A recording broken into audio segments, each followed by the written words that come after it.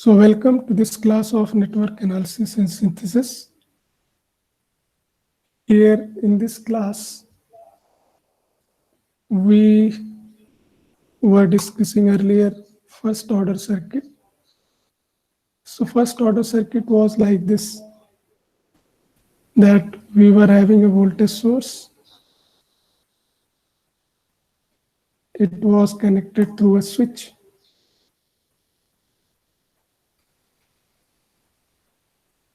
This is the switch K. It is going to close at t is equal to 0. This is position number 1, this is position number 2. And we were having R here and L here.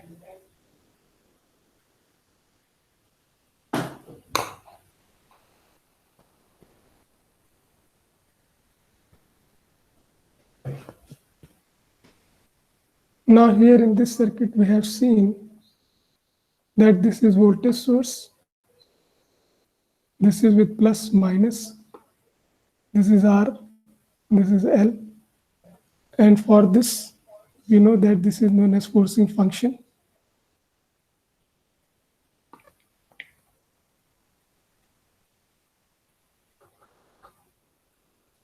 Or excitation.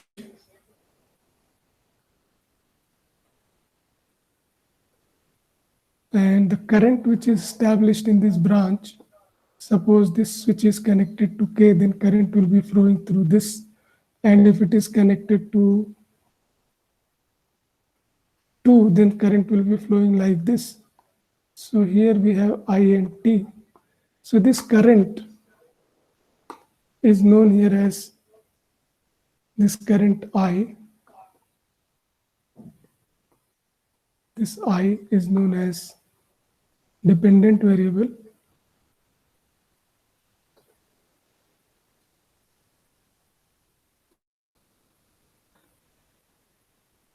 And this T is known as independent variable.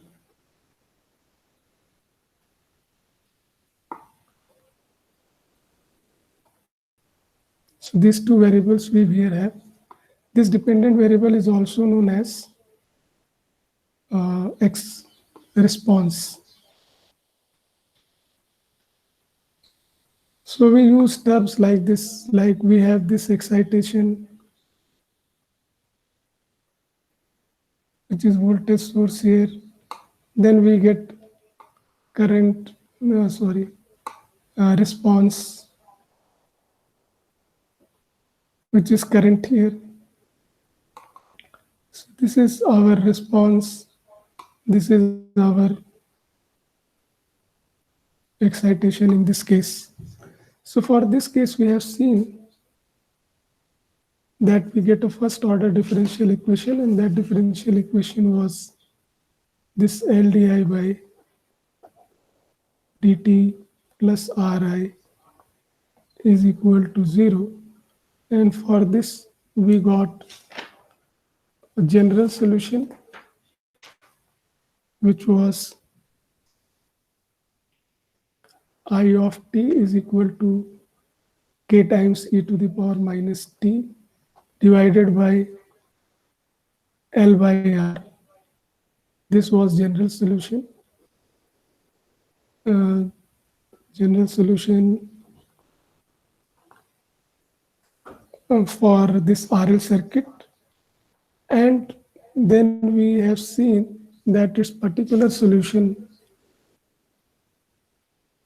can be obtained if we get value of this, and value of this K can be obtained using initial conditions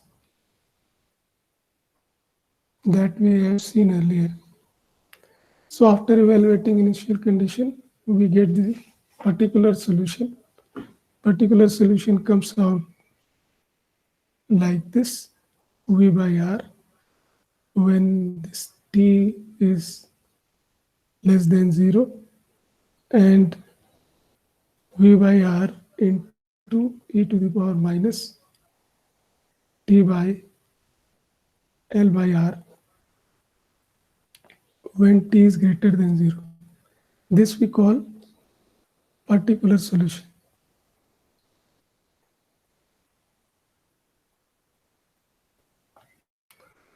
Now, when we have seen this circuit, then we can generalize it.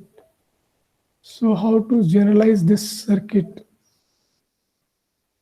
So we can say that if RL circuit we have, then we get this equation.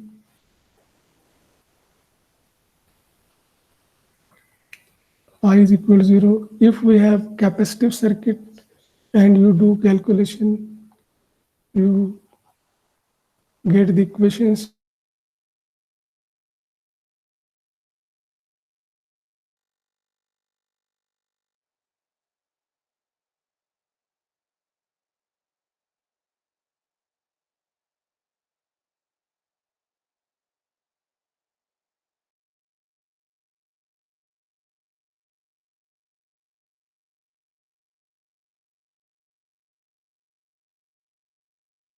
For the specific, we should say d dt I of t plus a1 I of t is equal to Vt. So this is general equation of first order. Now we can increase the order also. So if we go for an order, then our equation will be like this. It will be a naught d dt of nth order derivative of it plus a1 and d dt n minus 1 n minus 1 n minus first order of derivative of it plus remaining terms, last terms, a n minus 1 d dt of it plus a n it is equal to Vt. So this is going to be more general equation where we have more number of energy storing elements in the network. More the number of energy storing elements, more is the going to be the order of the equation. Now with this, we will move to next discussion. That suppose the same circuit which we have taken earlier is going to be like this, that you have this source, position number 1, position number 2, and this switch which we have here is going to move from 2 to 1. So earlier it was at position number 2 here, and then it is now going to position number 1 at t is equal to 0. So some current would be here, and when it comes to position number 1, then our current will be through this circuit. So that current we may be interested in evaluating. So that current which will be in the circuit through voltage source, this current, when this switch reaches to 1, for that we can write like this, d dt I plus R by L is equal to V by L. This you can verify, and this can be given a general form, that is d dt of I plus Pi is equal to Q. So this part is Q, this part is P. So we can retain this. P is equal to R by L. Q is equal to V by L. This we have here. And with this we move. And in this equation which we have got here, in this one, we will be applying integrating factor. So we write di by dt plus pi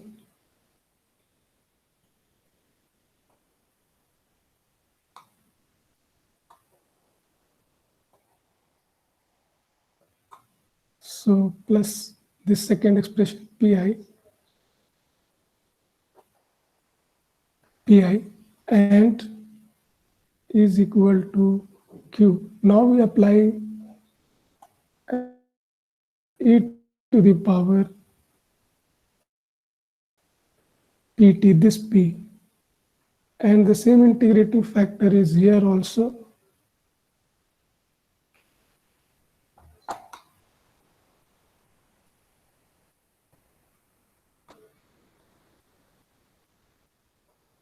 E to the power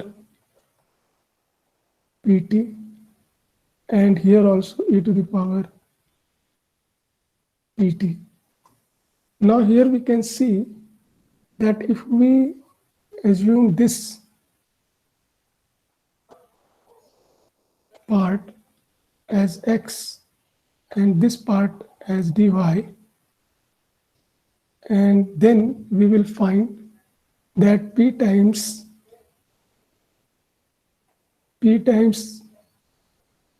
to the power pt, this part will be dx and this part will be y. So in this way, we see that it is nothing but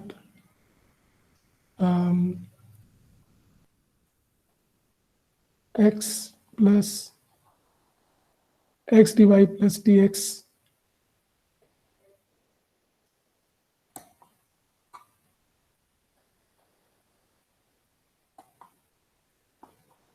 x dy plus y dx, which is simply dxy. So this part, first left hand side, this whole left hand side, we can write as d dt of I e to the power pt and is equal to q, this term, e to the power pt. Now if we integrate this side and this side both, then we get I e to the power pt is equal to integral of q e to the power pt and dt plus a constant k. Now further simplify to get only I, then we get I is equal to e to the power minus pt integral q e to the power pt dt plus k times e to the power, this term comes here also, minus pt. Now this part which we have here, this one and this one, we have two parts here. So first term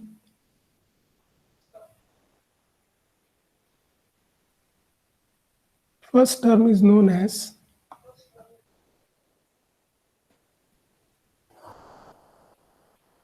particular integral,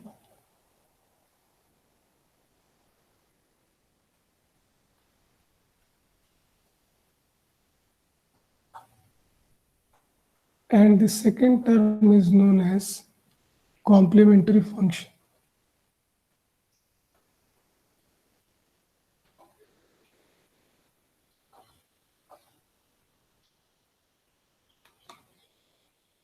So this particular integral and complementary function, I should write it more clearly because it might not be visible.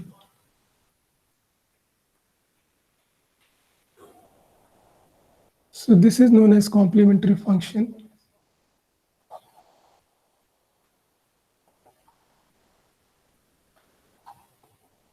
And this is known as particular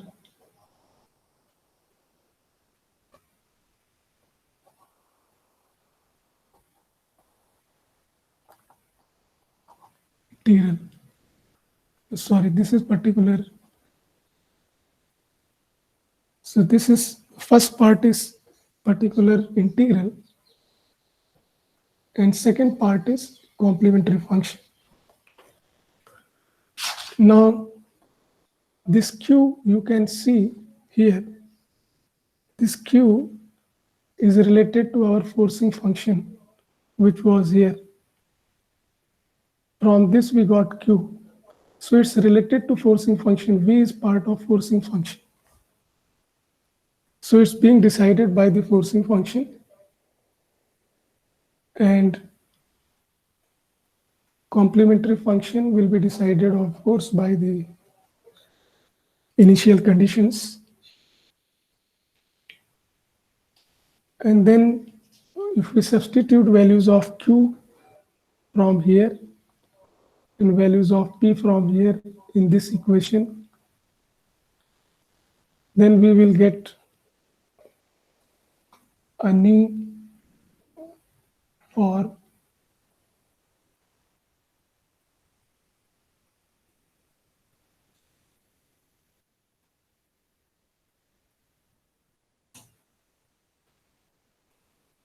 so that form will be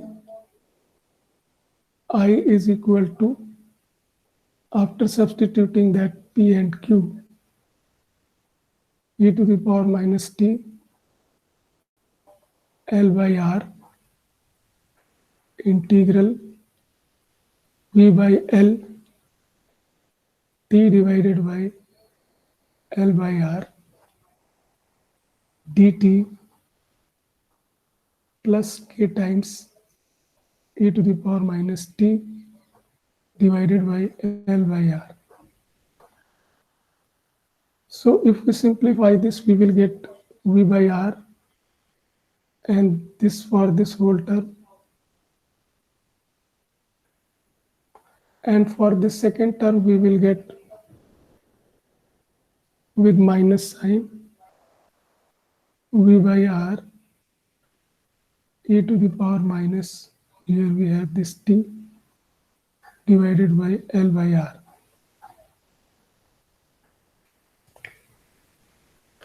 This part is also known as ISS, means steady state, and this part is because we are talking about current.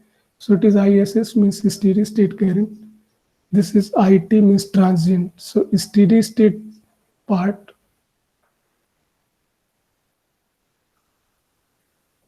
we call it steady state current, or you can in general terms steady state response. And this is transient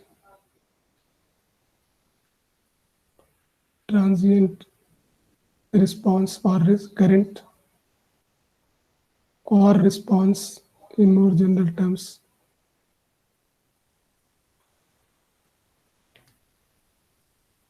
Now, how do we get this K?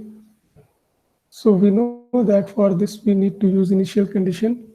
So in the circuit which we have seen earlier,